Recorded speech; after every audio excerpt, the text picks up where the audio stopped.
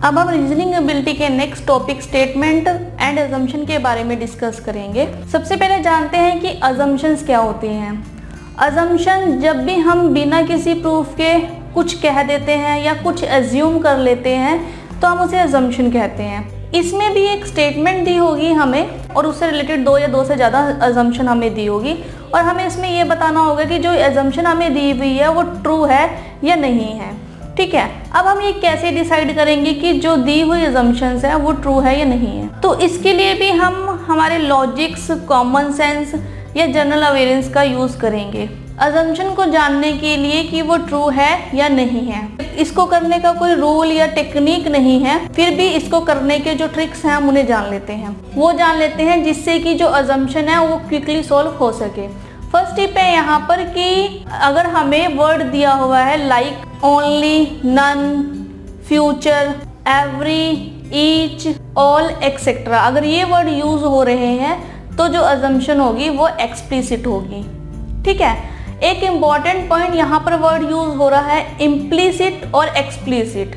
इसका क्या मतलब होता है? इम्प्लिसिट यानी कि जो हमें अजम्पशन दी हुई है वो ट्रू है, ठीक है, और एक्सप्लिसिट यानी कि जो हमें अजम्पशन दी हुई है वो फॉल्स है। तो ये कुछ वर्ड्स हैं आपको ध्यान में रखने ताकि जो अजम्पशन से रिलेटेड क्वेश्चन है आप उन्हें इजीली सॉल्व कर सके।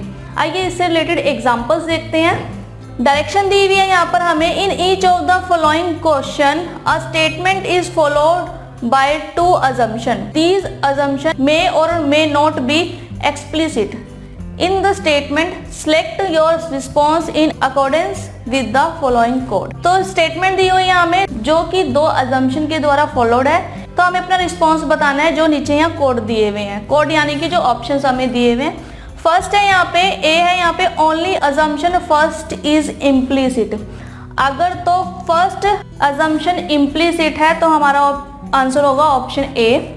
Option B, only assumption second is implicit. अगर सेकेंड अजम्पशन इम्प्लिसिट है, फर्स्ट वाली एक्सप्लिसिट है, तो हमारा आंसर होगा option B, only assumption second is implicit.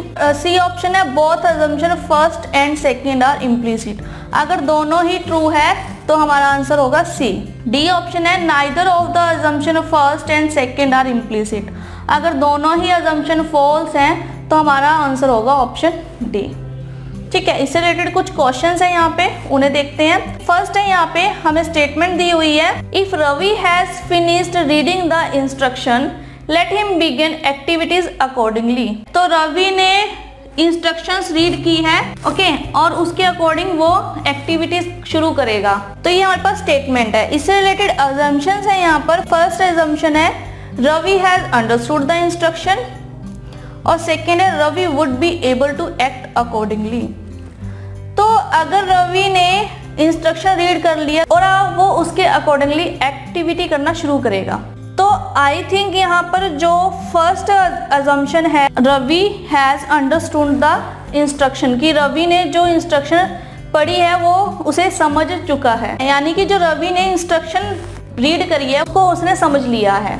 अब सेकेंड अजम्पशन है Ravi would be able to act accordingly, कि जो रवि है अपने अकॉर्डिंगली जो काम है उसको कर सकेंगे। ठीक है, तो यहाँ पर हमें जो स्टेटमेंट को फॉलो कर रहा है अजम्पशन वो I think so second assumption है, क्योंकि जो रवि है वो एक्ट अकॉर्डिंगली कर रहा है यहाँ पर।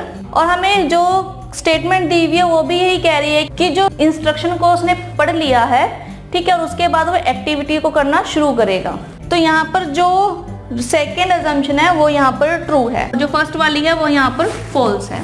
तो यानी कि इसका आंसर होगा option B, only assumption second is implicit. तो इसका आंसर होगा option B, second implicit.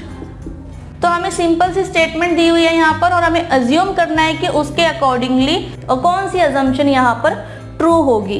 Common sense use करें, जनरल अवेयरेंस यूज करें, लॉजिक्स यूज करें, ठीक है, और उसके अकॉर्डिंगली अपना आंसर यहाँ पर फाइंड आउट कर लें।